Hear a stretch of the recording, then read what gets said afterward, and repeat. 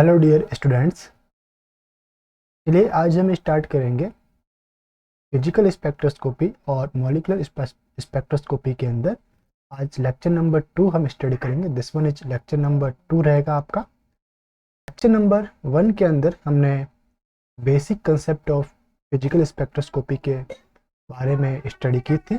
उसके अंदर हमने इलेक्ट्रोमैग्नेटिक रेडिएशन की एनर्जी, उसके बेसिक टर्मिनोलॉजी और वो मैटर के साथ किस टाइप से इंटरेक्ट करता है उसके बारे में जनरल स्टडी की थी एंड प्रीवियस ईयर के कुछ क्वेश्चन सॉल्व किए थे। आज हम स्टार्ट करते हैं। हमारे पास आज का टॉपिक है क्लासिफिकेशन ऑफ स्पेक्ट्रा और इसके अंदर रहेगा बियर लैम्बर्ट लॉ, उसकी भी हम स्टडी करेंगे और types of spectra physical chemistry में कौन कौन से रहेंगे उनके बारे में हम स्टडी देखेंगे। तो अकॉर्डिंग अगर मैं बात करूँ कि क्लासिफिकेशन ऑफ स्पेक्ट्रा को according to interaction of EMR with matter अगर हम स्टडी करें तो ईएमआर के अंदर दो फील्ड आपके पास होते हैं। एक रहता है आपका इलेक्ट्रिक फील्ड, दूसरा रहता है मैग्नेटिक फील्ड। अब किसी मैटर में प्रोटॉन प्लस इलेक्ट्रॉन दोनों रहते हैं और मैटर के प्रोटॉन और इलेक्ट्रॉन के कारण भी उनके इलेक्ट्रिक फील्ड वो जनरेट करता है और मैग्नेटिक फील्ड जनरेट करता है। तो एक तो आपका इलेक्ट्रिक और मैग्नेटिक फील्ड मैटर कराएगा और दूसरा इलेक्ट्रिक और मैग्नेटिक फील्ड ईएमआर कराएगा, इलेक्ट्रोमैग्नेटिक रेडिएशन का। तो हमें ये देखना होता है कि क्या ईएमआर का इलेक्ट्रिक फील्ड मैटर के इलेक्ट्रिक फील्ड से इंटरेक्ट कर रहा है तो कुछ स्पेक्ट्रा के टाइप अलग आएंगे, तो उस टाइप के स्पेक्ट्रा आपके अलग रहेंगे। और यदि मैटर का मैग्नेटिक फील्ड ईएमआर के मैग्नेटिक फील्ड के साथ इंटरेक्ट करता है तो किस टाइप के स्पेक्ट्रा आएंगे, तो उनके टाइप्स अलग रहेंगे। तो उसी बेसिस के ऊपर दो कैटेगरी बनती है। इंटरेक्शन ऑफ इलेक्ट्रिक फील्ड पहले बेस रहेगा इसका और इंटरेक्शन ऑफ मैग्नेटिक फील्ड ये दूसरा बेस रहेगा। तो चलिए देख लेते हैं। Matter contain electron and proton by the motion of this particles there is an induced electric field and magnetic field, यानी कि हर एक मैटर का कुछ ना कुछ इलेक्ट्रिक एंड मैग्नेटिक फील्ड आपका रहेगा। अब सेकंड पॉइंट क्या है कि EMR also contain electric as well as magnetic field. अब क्या रहेगा कि मैटर का इलेक्ट्रिक और मैग्नेटिक फील्ड ईएमआर के इलेक्ट्रिक और मैग्नेटिक फील्ड से इंटरेक्ट करेंगे। When EMR beam is interact with any substance two type of interacts are possible. पहला कौन सा रहेगा आपका इलेक्ट्रिक इंटरेक्शन, मीन्स मैटर का इलेक्ट्रिक फील्ड ईएमआर के इलेक्ट्रिक फील्ड से इंटरेक्ट करे, और सेकंड जो आपका मेन कैटेगरी है मैग्नेटिक इंटरेक्शन, यानी मैटर का मैग्नेटिक फील्ड ईएमआर के मैग्नेटिक फील्ड से इंटरेक्ट करे, यानी बी वेक्टर बी। तो इस बेस्ड के ऊपर आपके पास टू टाइप के मेन कैटेगरी जनरेट होती है। फर्स्ट बाय इलेक्ट्रिक इंटरेक्शन और second by magnetic interaction. Spectra कितने टाइप के रहते हैं? अगर मैं बात करूं इलेक्ट्रिक इंटरेक्शन तो जो मेन कैटेगरी हम स्टडी करते हैं वो रहता है आपका rotational spectra, second one vibrational spectra, third one electronic spectra. इसके अलावा एक और रहता है आपका ट्रांसलेशनल स्पेक्ट्रा, बट उसे हम मेजर कैटेगरी में कंसिडर नहीं करते क्योंकि रिक्वायर्ड एनर्जी काफ़ी लो रहती है। ओके, एनर्जी गैप काफ़ी लो रहता है और हम ट्रांसलेशनल एनर्जी स्टेट को कैलकुलेट नहीं कर पाते, इसलिए उसे हम इग्नोर कर देते हैं। और अगर मैग्नेटिक फील्ड इंटरेक्ट करे तो उस हिसाब से जो टू टाइप्स बनती है वो रहता है आपका एनएमआर, न्यूक्लियर मैग्नेटिक रेजोनेंस, और सेकंड वन है ESR, electron spin resonance spectra. Okay, electron spin resonance spectra, कई बार इसके फुल फॉर्म आपको याद होने चाहिए। तो अब क्या होता है कि आपके पास जितने भी स्पेक्ट्रास के टाइप आ गए like rotational, vibrational, electronic, NMR और ईएमआर, इन सब के लिए आपका इलेक्ट्रोमैग्नेटिक रेडिएशन ईएमआर जो रहता है आपका इलेक्ट्रोमैग्नेटिक रेडिएशन, अब मॉलिक्यूल इलेक्ट्रोमैग्नेटिक रेडिएशन के कौन से रीजन से एनर्जी एब्जॉर्ब करता है वो भी हमें पता होना चाहिए। कि अगर हम रोटेशनल स्पेक्ट्रा स्टडी कर रहे हैं तो ईएमआर के कौन से रीजन से वो एनर्जी एब्जॉर्ब करेगा। तो अगर मैं ईएमआर को according to energy, bond length और वेव नंबर के अकॉर्डिंग इसको सेपरेट आउट करूँ ईएमआर को, यानी इलेक्ट्रोमैग्नेटिक रेडिएशन में सारे टाइप के वेव्स रहेंगे, लाइक कॉस्मिक वेव्स भी रहेगी आपके पास, एक्स रे भी रहेगा आपके पास, अल्ट्रा वायलेट भी रहेगा, विजिबल भी रहेगा।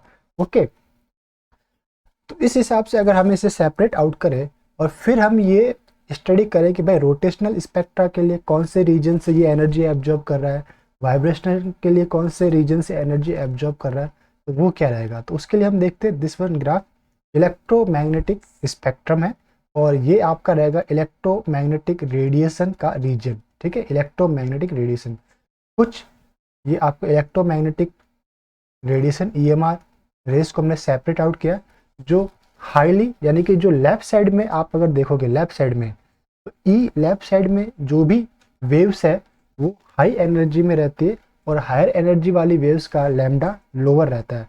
तो लेफ्ट साइड में एनर्जी आपकी इंक्रीज रहती है, लैम्डा आपका लोअर, और लेफ्ट टू राइट अगर आप जाते जाएंगे तो आपका लैम्डा इंक्रीज होगा और एनर्जी आपकी डिक्रीज होगी। तो सबसे पहली जो रेस आती है वो रहती है आपके पास कॉस्मिक रे। इनके बारे में ज़्यादा हमारे पास कुछ स्टडी डाटा अवेलेबल नहीं रहता। उसके बाद आपके पास रहती है गामा रेस। अब गामा रेस में कौन सा स्पेक्ट्रोस्कोपी आपका स्टडी करते हैं, यानी गामा रेस से किस स्पेक्ट्रोस्कोपी में यूज आता है, तो मेनली वो रहता है आपका मॉसबियर स्पेक्ट्रोस्कोपी। ये भी एक इनऑर्गेनिक स्पेक्ट्रोस्कोपी है। इसके थ्रू हम टाइप ऑफ न्यूक्लियाई के बारे में स्टडी करते हैं कि कौन सा न्यूक्लियाई इनऑर्गेनिक न्यूक्लियाई आपका प्रेजेंट है। इसमें न्यूक्लियाई यानी इनऑर्गेनिक न्यूक्लियाई के बारे में हम स्टडी करते हैं, लाइक टिन के बारे में, लाइक आयरन के बारे में। तो एट प्रेजेंट टाइम हम मॉसबियर के बारे में ज़्यादा फोकस नहीं कर रहे, उसको हम अलग लेक्चर के अंदर लेंगे। फिर आपके पास रहता है एक्स रे रीजन। इसमें हम XRD एक्स रे क्रिस्टलोग्राफी के बारे में स्टडी करते हैं। फिर आपके पास जो रीजन रहता है वो यूवी विजिबल, साथ में है ये यूवी विजिबल। पहले आता है आपके पास अल्ट्रावायलेट, फिर आपके पास रहेगा विजिबल रेंज। तो यूवी विजिबल रेंज में हमारा इलेक्ट्रॉनिक ट्रांजिशन होता है, यानी इस रीजन की एनर्जी से मॉलिक्यूल्स के इलेक्ट्रॉन ट्रांजिशन परफॉर्म करते हैं। n=1 से n= हायर एनर्जी लेवल के अंदर मूव करते हैं, ट्रांजिशन परफॉर्म करते हैं। तो उसमें भी विजिबल रेंज आपकी जो रहती है वो 400 to 800 नैनोमीटर, और अल्ट्रावायलेट जो रेंज है वो लेस देन 350 नैनोमीटर या 350 नैनोमीटर से जो लोअर एरिया रहता है वो आपका अल्ट्रावायलेट रीजन में आता है, और वो भी आपका करीबन 100 नैनोमीटर टू 350 नैनोमीटर का रीजन आप इसे कंसिडर कर सकते हैं। फिर जो आपके पास रीजन रहता है वो रहता है आपके पास IR रीजन। देखिए यहाँ पे ये जो यूवी विजिबल का रीजन था वो इलेक्ट्रॉनिक मोशन के लिए या इलेक्ट्रॉनिक स्पेक्ट्रोस्कोपी के लिए हो गया आपका। दूसरा है आपके पास IR की जो एनर्जी रहती है वो अल्ट्रावायलेट और विजिबल से कम रहती है। तो इस टाइप की एनर्जी के एब्जॉर्प्शन करके मॉलिक्यूल के अंदर स्ट्रेचिंग होती है, यानी वाइब्रेशन होते हैं। तो ये IR स्पेक्ट्रोस्कोपी के अंदर इसकी स्टडी की जाती है। सॉरी, IR स्पेक्ट्रोस्कोपी में इस रीजन को हम यूज में लेते हैं, और इस एनर्जी के थ्रू मॉलिक्यूल वाइब्रेशन शो करते हैं। ओके, वाइब्रेशनल मोशन उसके अंदर देखने को मिलता है, यानी वाइब्रेट होना स्टार्ट करते हैं। उसके IR के बाद जो रीजन रहता है वो है आपके पास माइक्रोवेव रीजन। इसकी एनर्जी IR से भी कम होती है, यानी एनर्जी लोअर होती गई और लैम्डा इसमें बढ़ जाती है। इस रीजन से एनर्जी एब्जॉर्ब करके मॉलिक्यूल रोटेट होना स्टार्ट करते हैं, यानी रोटेशन के लिए एनर्जी कम चाहिए होती है, वाइब्रेशन के लिए उससे ज़्यादा, और इलेक्ट्रॉनिक ट्रांजिशन के लिए सबसे ज़्यादा एनर्जी आपको रिक्वायर्ड होती है इलेक्ट्रॉनिक ट्रांजिशन के लिए। और फिर अगर मैं बोलूँ न्यूक्लियर ट्रांजिशन कर रहा है तो उसके लिए तो और ज़्यादा, या फिर न्यूक्लियाई के अंदर के समथिंग आप कुछ चेंजेस कर रहे हो, प्रोटॉन या इलेक्ट्रॉन को आप निकालने की बात कर रहे हो उसमें से, तो एनर्जी आपको ज़्यादा चाहिए होती है। ओके, तो वो फिर आप एक्सरे या गामा रे रीजन के अंदर आप बात करते हैं। लाइक एक्सरे फिनोमिना के लिए हायर एनर्जी रिक्वायर्ड रहती है। तो माइक्रोवेव रीजन में आपका मॉलिक्यूल रोटेशन परफॉर्म करेगा।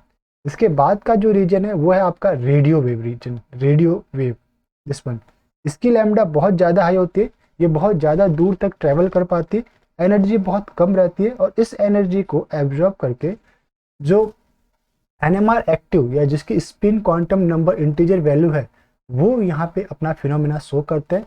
वो जो उनका मैग्नेटिक फील्ड में ओरिएंटेशन होता है, उन ओरिएंटेशन के बीच में वो स्विच फ्लिपिंग करते हैं। हम क्या बोल सकते हैं, फ्लिपिंग, यानी अल्फा टू बीटा फेस में जा सकते हैं या बीटा टू अल्फा फेस में आ सकते हैं। तो उस फ्लिपिंग के लिए जो एनर्जी रिक्वायर्ड होती है वो बहुत कम रहती है, और वो एनर्जी आपकी रेडियो वेव रीजन से वो एब्जॉर्ब करता है। लाइक NMR स्पेक्ट्रोस्कोपी की स्टडी यहीं से की जाती है। Okay, NMR radio wave region के अंदर वो आपका एनएमआर स्पेक्ट्रोस्कोपी शो होता है। तो मेजर जो स्पेक्ट्रोस्कोपी हमें देखना था वो था हमारा वाइब्रेशनल, रोटेशनल, यानी कि मैं बात करूँ तो first one is rotational, second one vibrational, third one electronic, according to जो हमने electronic spectra, this one is first rotational, second vibrational, third electronic. तो रोटेशनल के लिए आपको चाहिए माइक्रोवेव, वाइब्रेशनल के लिए आपको चाहिए इंफ्रारेड रीजन, और इलेक्ट्रॉनिक के लिए चाहिए यूवी विजिबल रीजन, और एनएमआर के लिए आपको चाहिए रेडियो वेव, और ईएसआर के लिए भी रेडियो वेव और माइक्रोवेव के बीच के रीजन को ये प्रेफर करता है। ओके, रेडियो वेव और माइक्रोवेव के बीच के रीजन को प्रेफर करता है। अब इस टेबल के अंदर थोड़ा ज़्यादा ही डाटास को हमने कम स्पेस के अंदर फिल किया है, तो इस टेबल के अंदर वही चीज़ें हमने बताई है, लाइक कि जो रेडियो वेव है वो एक्सट्रीमली लो एनर्जी की ये रहती है, इसकी कोई हीटिंग इफेक्ट ये शो नहीं करती है, this one no heating effect. और इसमें एनएमआर और ईएसआर रीजन के लिए ये रहता है, यानी एनएमआर और ईएसआर के लिए आपका रेडियो वेव लिया जाता है, NMR as well as ESR. Frequency range इसकी रहती है 10⁻² mega hertz to 0.1 mega hertz, 10⁻² to 0.1 mega hertz. Okay, mega hertz. Cosmic के बारे में हमारे पास कोई डाटा नहीं रहता है, आईआर के बारे में मैंने वहाँ बता ही दिया। तो इधर जितने भी डाटा है उसके बारे में मैंने शॉर्ट आपको दिस चार्ट से मैंने आपको स्टडी करवा दी। इनके बारे में जो भी डाटा अंदर लिखा हुआ है कि माइक्रोवेव जो है वो हीटिंग इफेक्ट जनरेट करती है, आपकी यूवी विजिबल भी जो है वो हीटिंग इफेक्ट जनरेट करती है, ये भी आपकी हीटिंग इफेक्ट जनरेट करती है। हाई एनर्जी का रहता है यूवी, और इलेक्ट्रिक ट्रांजिशन स्पेक्ट्रा ये आपको परफॉर्म करता है। ठीक है, एक्सरे वेरी हाई एनर्जी में रहता है, और gamma ray extremely high energy में रहता है। ओके, और आईआर मॉड्यूलेट हाई एनर्जी के अंदर ये रहता है। इसके बारे में हम ज़्यादा नहीं देखेंगे। अब हम चलते हैं नेक्स्ट हमारे पास ऑरिजिन ऑफ स्पेक्ट्रा। तो किसी भी स्पेक्ट्रा की ऑरिजिन से मतलब रहता है कि उसका स्टेप बाय स्टेप स्टडी करना। तो पहले मुझे पता होना चाहिए कि भाई जो भी मेरा मॉलिक्यूल है वो कौन से ईएमआर की किस रीजन से एनर्जी को एब्जॉर्ब करता है। तो फर्स्ट हम देखेंगे ऑरिजिन ऑफ स्पेक्ट्रा में क्वांटम ऑफ एनर्जी, यानी कि हमें पता है कि एनर्जी या ईएमआर की जो एनर्जी है वो क्वांटाइज रहती है, फोटोन पैकेट्स के रूप में रहती है। फिर सेकंड पॉइंट हम इसमें देखेंगे एब्जॉर्प्शन ऑफ ईएमआर, किस टाइप से वो एब्जॉर्प्शन करेगा फोटोन्स को, और कौन से रीजन में एब्जॉर्प्शन करेगा। थर्ड इसका जो पॉइंट रहेगा वो रहेगा फैक्टर अफेक्टिंग इंटेंसिटी, जो भी स्पेक्ट्रा मिलेगा उसके इंटेंसिटी को इफेक्ट करने वाले फैक्टर। थर्ड वन और नेक्स्ट वन हमारे पास रहेगा सिलेक्शन रूल। ये जो पॉइंट है 1 एंड 2 वो आपके पास है selection rule and population ratio between two energy state. ये दो फैक्टर है, फैक्टर अफेक्टिंग इंटेंसिटी को अफेक्ट करने वाले फैक्टर है सिलेक्शन रूल और पॉपुलेशन। अगर लैपार्टे सिलेक्शन रूल को फॉलो कर रहा या स्पिन सिलेक्शन रूल को फॉलो कर रहा है तो वो मोर इंटेंस आपके पास स्पेक्ट्रा रहेंगे, और अगर पॉपुलेशन रेशियो आपकी डिक्रीज होती है तो वो भी आपका मोर इंटेंस स्पेक्ट्रा आपका रहते हैं। तो हम 1 बाय 1 स्टडी कर लेते हैं इसमें, जस्ट 1 मिनट। तो देखिए इसके अंदर पहला जो हमें पॉइंट पढ़ना है क्वांटम ऑफ एनर्जी। ये पॉइंट हमें ये बताता है कि ईएमआर की जो एनर्जी है वो क्वांटाइज्ड होती है, यानी कि हर एनर्जी लेवल में या एनर्जी लेवल की जो एनर्जी है वो आपका एक फोटोन की एनर्जी का गुणज होता है, यानी कि n टाइम्स होता है, या तो 1 टाइम्स होगा, 2 टाइम्स या 3 टाइम्स या 4 टाइम्स, या किसी इंटीजर वैल्यू से हम उसे मल्टीप्लाई कर दें तो उस स्टेट की एनर्जी आपके पास आ जाएगी। ओके, तो n = 1 के लिए एनर्जी रहता है E, तो n = 2 के लिए मे बी वो 2E हो जाए, n = 3 के लिए 3E, n = 4 के लिए 4E। तो जो ये हम 1 2 3 नेचुरल नंबर से हम मल्टीप्लाई करें ना, 1 2 3 4 5 6, ये क्या n, ठीक। और फिक्स कौन रह रहा है, E1 आपका फिक्स रह रहा है, यानी E1 आपका क्वांटाइज, E1 आपका फिक्स है और 1 2 3 से मल्टीप्लाई करने पे आपके अदर एनर्जी स्टेट की एनर्जी पता चल जाती है। तो ये है क्वांटम ऑफ एनर्जी। इसे हम देखते हैं, डिफाइन करते हैं इस टाइप से। इसके अंदर जो पॉइंट्स है हमारे पास, generally all atoms and molecules have energy due to several type of motion such as translational energy, rotational energy, vibrational energy and electronic energy. अब सेकंड पॉइंट क्या है कि ऑल एनर्जी आर क्वांटाइज, यानी कि translational energy भी quantize होती है, उसकी जो एनर्जी लेवल है की जो एनर्जी है वो भी किसी एक फिक्स एनर्जी का मल्टीप्लेट होगा, किसी फिक्स एनर्जी का मल्टीप्लेट होगा। Conveniently the transition state involve with the different type of energy level usually occur in different part of electromagnetic spectrum. जैसे कि मैंने आपको बताया ऊपर वाले चार्ट से कि जो एनर्जी रिक्वायर्ड होती है अलग अलग स्पेक्ट्रोस्कोपी के लिए, वो EMR के अलग अलग रीजन के अंदर रहती है। यही है आपका कि ऑल एनर्जी आर क्वांटाइज और conveniently transition state involve the different type of energy level usually occurs in different part of electromagnetic spectrum. फिर आपके पास है third point, fixed energy have fixed state, यानी कि जो एनर्जी फिक्स्ड है वो मे भी किसी न किसी एनर्जी स्टेट के लिए रहेगी। And energy of n state integral multiple of first energy state, यानी कि एन स्टेट की एनर्जी इंटीग्रल मल्टीप्लेट होगा फर्स्ट स्टेट की। लाइक E1 जो है वो फर्स्ट स्टेट का एनर्जी है और अगर मैंने इसको n से मल्टीप्लाई कर दिया तो मेरे पास En स्टेट की एनर्जी आ जाएगी।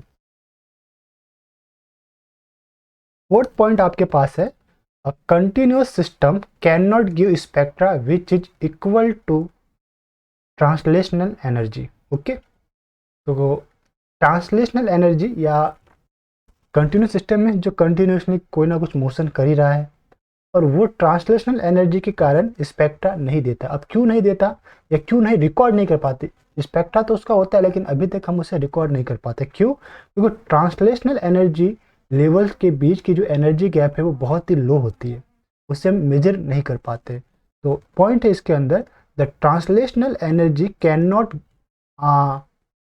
give spectra because the energy difference between two successive translational energy level is very low, which is order of 10 to the power minus 60 joule per mole. देखिए एक मोल मॉलिक्यूल्स की जो energy difference आएगी two successive translational energy level की, like ये first energy level है translational, ये second energy level है ट्रांसलेशनल, और इसके बीच की एनर्जी जो गैप है 10 to the power minus 60 joule आ रही है एक मोल के लिए। तो ये इतनी ज़्यादा लो है कि हम इसको अभी तक मेजर नहीं कर पाए, इसलिए translational spectra at present time में कब रिकॉर्ड नहीं कर पाते।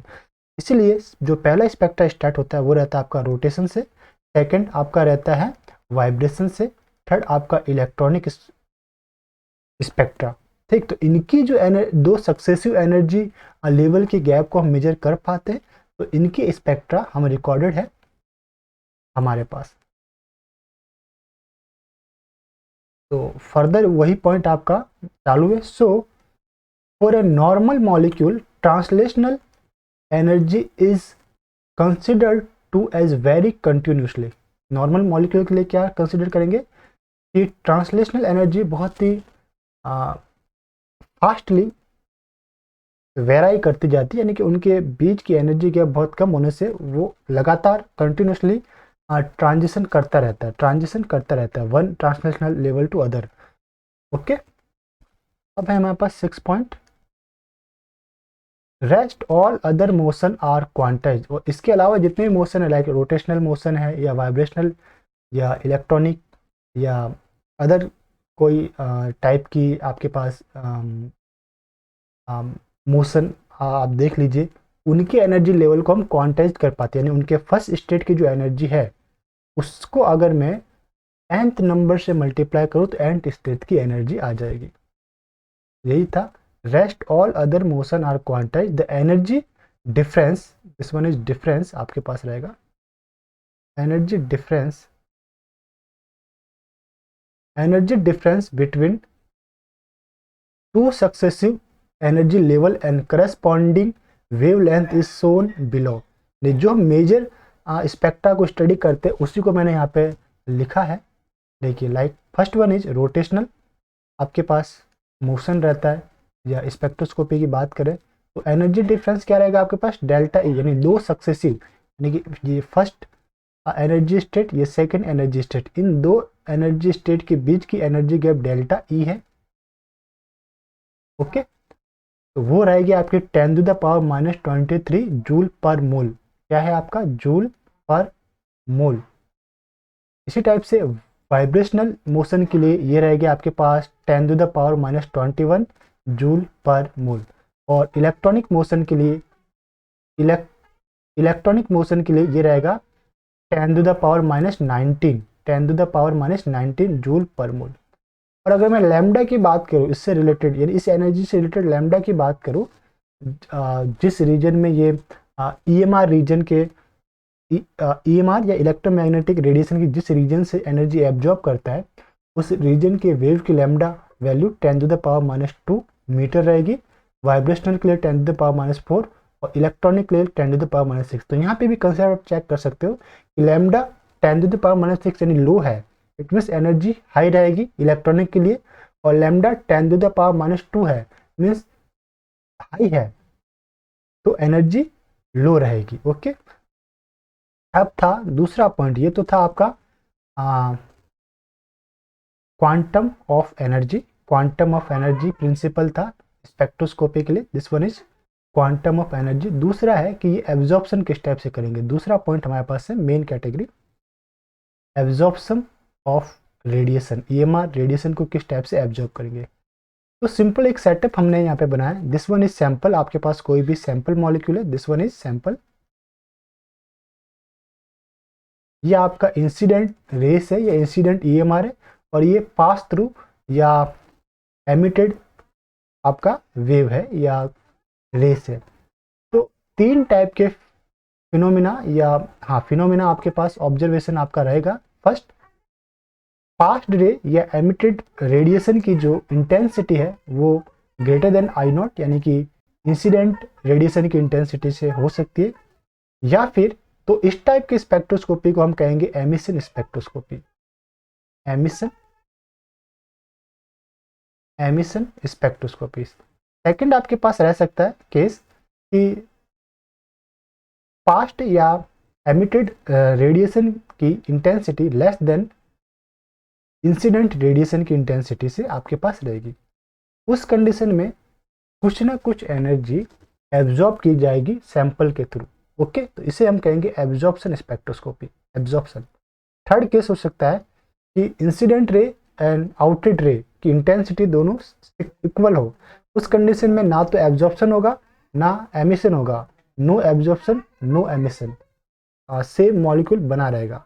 ओके, तो दो हमारे पास मेजर यहाँ पे सिचुएशंस हो सकते हैं, या तो आपकी मॉलिक्यूल एनर्जी एमिट करे तो एमिशन स्पेक्ट्रा मिलेगा, या मॉलिक्यूल एनर्जी एब्जॉर्ब करे तो एब्जॉर्प्शन स्पेक्ट्रा मिलेगा आपको। तो हम देखते हैं इसी के अंदर कि absorption of EMR is the way in which energy of a photon is taken up by matter. क्या करेगा, मैटर एनर्जी लेगा, अब ये एनर्जी फिर मैटर कहीं ना कहीं तो यूज करेगा, चाहे वो रोटेशनल मोशन में यूज करे, चाहे वाइब्रेशनल मोशन में यूज करे, चाहे इलेक्ट्रॉनिक मोशन के अंदर यूज करे।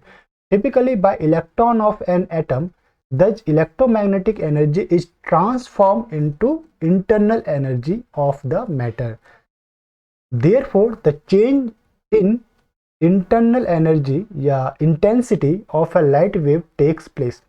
ओके, तो ये सिंपल डेफिनेशन क्या कह रहा है कि भाई ईएमआर के किसी रीजन से एनर्जी मैटर ने एब्जॉर्ब किया तो मैटर इस एनर्जी को इंटरनल एनर्जी के रूप में स्टोर करके रखा। अब मैटर ने इंटरनल एनर्जी के रूप में एनर्जी को स्टोर किया, तो जो आपकी इंटेंसिटी ऑफ लाइट थी, जो इनिशियल इंटेंसिटी ऑफ लाइट थी, वो after the passing through sample उसकी इंटेंसिटी में डिक्रीमेंट आएगा, तो लाइट इंटेंसिटी डिक्रीज होगी। तो जो ट्रांसमिटेंस अगर हम कैलकुलेट करें, ट्रांसमिटेंस कैसे कैलकुलेट करेंगे, इंटेंसिटी ऑफ आउटेड रे अपॉन इंटेंसिटी ऑफ इनिशियल रे या incident ray, this one is T equals to I upon I not से हम इसे लिख सकते हैं, T equals to I upon I not, ये है आपका ट्रांसमिटेंस। और इसी तरह हम एक देते एब्जॉर्बेंस, एब्जॉर्बेंस जो आपके पास रहता है वो रहता है एप्सिलॉन मल्टीप्लाइड एल मल्टीप्लाइड सी। ये आपका बियर्ड लैम्बर्ट लॉ से हम देते हैं। दिस वन इज ट्रांसमिटेशन है, इतनी लाइट सैंपल से ट्रांसमिट हुई आफ्टर द एब्जॉर्प्शन, और ये आपका एब्जॉर्बेंस है। और एक और बात कि T plus A not equals to 100, यानी कि टी प्लस ए की वैल्यू 100 के बराबर कभी नहीं होगी। क्यों? कि कुछ ना कुछ एनर्जी लॉस होती है, वो एनर्जी हीटिंग इफेक्ट के अंदर जाती है। किस में जाती है? Heating heating effect heating effect या फिर स्कैटरिंग स्कैटरिंग स्कैटरिंग के अंदर लॉस होती है। क्या होती है? वो एनर्जी के रूप में लॉस होती है। जो एनर्जी लॉस है वो हीटिंग के रूप में सैंपल को हीट करने के लिए या फिर स्कैटरिंग के लिए लॉस हो जाती है। ठीक है। एंड एब्जॉर्बेंस मैंने बता ही दिया, वो एप्सिलॉन एल सी। एप्सिलॉन क्या है? एब्जॉर्बेंस कॉफिशिएंट, ये आपके पास रहता है एब्जॉर्बेंस कॉफिशिएंट। अब हमारे पास एक स्टडी करना होता है बियर्ड लैम्बर्ट लॉ। ये लॉ क्या, हम बहुत छोटी क्लासेस से हम पढ़ते हैं कि जब भी किसी सैंपल से सन रेस गुजारी जाती है तो सैंपल कुछ एब्जॉर्प्शन परफॉर्म करता है। वो जो एब्जॉर्प्शन है उस सैंपल के कंसंट्रेशन के प्रोपोर्शनल रहता है और उस सैंपल के पाथ लेंथ ऑप्टिकल लेंथ के प्रोपोर्शनल रहता है। दो चीज़ें रहती है आपके पास। हमने कुछ भी डायग्राम नहीं बनाया, हमें पता है कि जब सन रेज सैंपल से पास आउट होगी तो जो एब्जॉर्प्शन है वो प्रोपोर्शनल टू रहेगा उसके कंसंट्रेशन से, दूसरा एब्जॉर्बेंस है प्रोपोर्शनल रहेगा आपके पाथ लेंथ से। तो इन दोनों से आपके पास क्या आएगा कि एब्जॉर्बेंस जो आया आपके पास वो प्रोपोर्शनल हुआ एल सी के। तो एब्जॉर्बेंस प्रोपोर्शनलिटी का अगर हम मैं सिंबल हटाऊँ तो इक्वल्स का सिंबल लगाऊंगा तो यहाँ पे एक कांस्टेंट आएगा जिसे हम लिखेंगे एप्सिलॉन एल सी। ये जो एप्सिलॉन है वो मोलर एब्जॉर्प्टिविटी कांस्टेंट है जो डिपेंड करता है नेचर ऑफ सब्सटेंस। ओके, यानी कि दो डिफरेंट सब्सटेंस के लिए दो डिफरेंट होगा, लेकिन सिर्फ सब्सटेंस के लिए मोलर एब्जॉर्प्टिविटी सेम होगा। अगर हम कंसंट्रेंट चेंज करते लाइक एक लेते 0.1 मोल का KMnO4 सॉल्यूशन और एक लेते 0.01 मोल का KMnO4 सॉल्यूशन, तो दोनों के लिए मोलर एब्जॉर्प्टिविटी सेम होगी। लेकिन एक मैंने लिया 0.1 मोल का KMnO सॉल्यूशन और दूसरा मैंने लिया 0.10 मोल का या 0.10 मोल का K2Cr2O7 का सॉल्यूशन।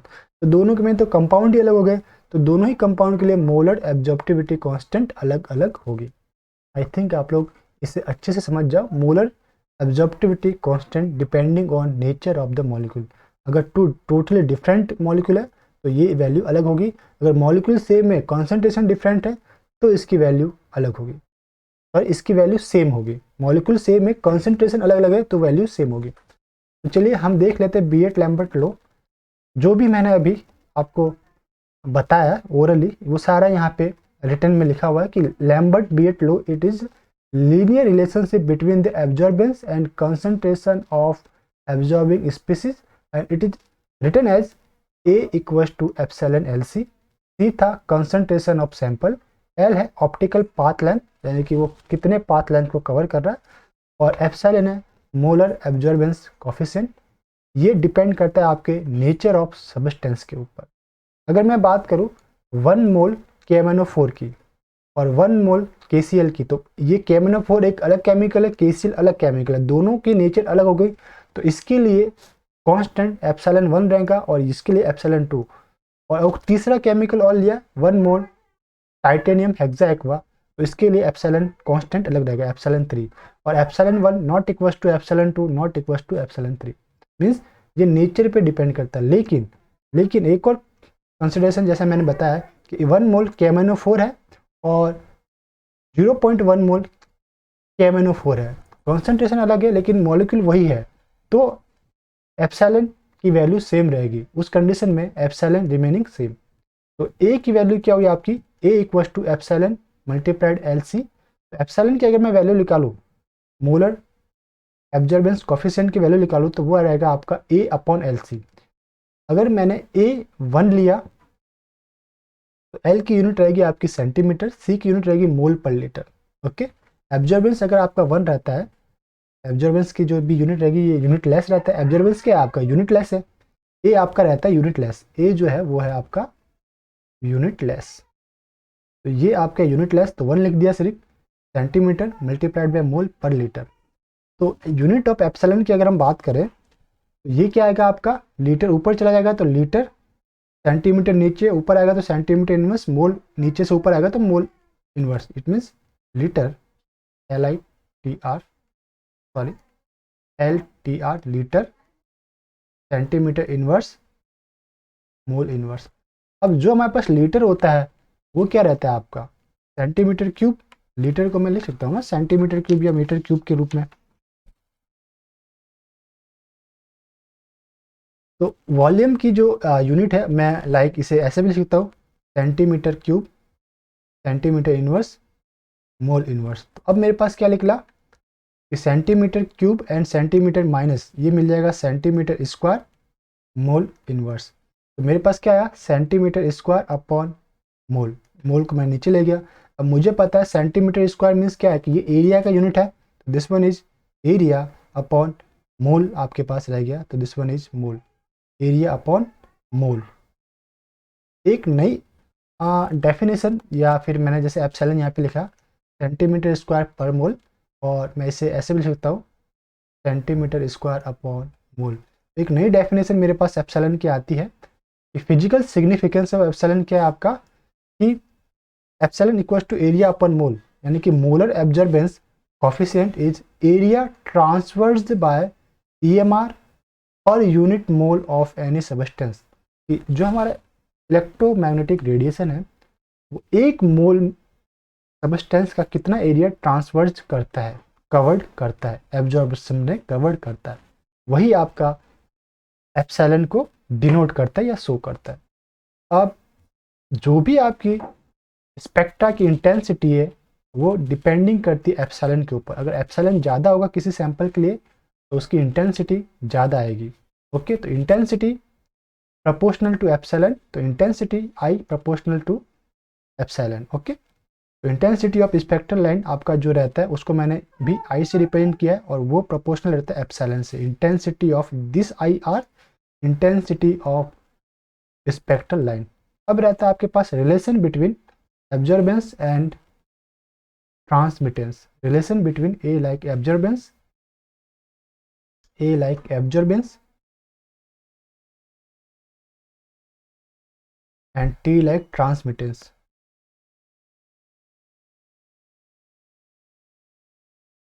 ट्रांसमिटेंस, तो A और T की जो रिलेशन आएगा वो आपके पास डायरेक्टली मैथमेटिकल जब कैलकुलेशन होगा तो आपके पास रिलेशन आएगा A equals to minus log T, A equals to minus log T, या फिर आप इस टाइप से भी याद रख सकते हो A equals to log 1/T, या फिर हम इस टाइप से भी याद रख सकते हैं A equals to log I0/I। जो I0/I है वो आया है आपका T से। T क्या रहता है आपका I/I0, और जब मैं 1/T की जगह I/I0 लिखूंगा तो मेरे पास ये वैल्यू आएगी कि A equals to log I0/I, या फिर A equals to epsilon LC। ये आपके पास एक रिलेशन आता है।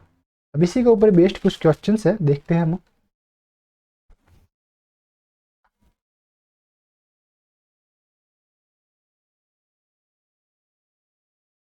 देखिए, दिस इज वन क्वेश्चन आपके पास है, solution of compound have absorbance दे रखा है 30%, कैलकुलेट इस ट्रांसमिटेंस, और साथ में दिया log 2 इक्वल टू 0.3। तो पहला मेरे पास रिलेशनशिप मुझे पता होना चाहिए कि A और T के बीच में क्या रिलेशनशिप है। तो चूंकि मुझे पता है कि A और T क्या रहता है आपका, A equal to log 1/T है, तो मैं लिख सकता हूँ कि log 1/T equal to A। 1/T मेरा क्या हो जाएगा, 1/T मेरा हो जाएगा, लॉग हटेगा तो एंटी लॉग आएगा, तो डेफिनेटली मैंने यहाँ पे लगा दिया एंटी लॉग ए को लिखो सही से, this one anti log A. तो 1/T equal to anti log A कितना है 30%, तो 30% को नॉर्मल वैल्यू में मुझे कंसिडर करना है, तो 30/100 इक्वल टू 0.3, यहाँ पे मैंने लिखा 0.3। तो 1/T एंटी लॉग ऑफ 0.3 आपके पास कितना आएगा 2, एंटी लॉग ऑफ 0.3 आपके पास आएगा 2। तो T की वैल्यू आएगी आपके पास, देखो अब T को यहाँ भेजो, क्रॉस मल्टीप्लाई करो, T denominator to right side में नॉमिनेटर में जाएगा और 2 नॉमिनेटर से लेफ्ट साइड में डिनोमिनेटर में आएगा। तो ये हो गया आपका t इक्वस टू 1/2। ये 30 पेज नंबर है, इसको कंसिडर नहीं करना। t इक्वस टू 1/2, तो t इक्वस टू कितना हो गया, 1/2 किया तो 0.5, और नॉर्मल वे में हम इसे लिख सकते हैं 50%। तो a कितना है, 30% है दिया है, और b t कितना है, 50%। तो एब्जॉर्बेंस प्लस ट्रांसमिटेंस जब मैं कैलकुलेट करता हूँ a प्लस टी, तो वो कितना आ गया, 50 + 30 इक्वस टू 80%। ये तो 100% हुआ नहीं, तो जो 20% का डिफरेंस आ रहा है, वो जो 20% डिफरेंस है वो कहाँ पे कंज्यूम होगा, एक तो सैंपल को हिट करने में, और कुछ स्कैटरिंग प्रोसेस में, कुछ ईएमआर रेडिएशन स्कैटर्ड हो जाएगी। तो वो 20% का जो लॉस है स्कैटरिंग के अंदर आपको देखने को मिलेगा। तो this one is therefore the loss of radiation cause heating और स्कैटरिंग प्रोसेस। नेक्स्ट जो हमारे पास क्वेश्चन है उसको देखते हैं हम लोग। एक सैंपल है आपके पास, 0.01 molar KMnO4 solution has 50% absorbance in 1 centimetre path length. Calculate epsilon in unit क्या है, लीटर पर मोल पर सेंटीमीटर। नॉर्मल एप्सिलॉन की यूनिट के अंदर मुझे कैलकुलेट करना है।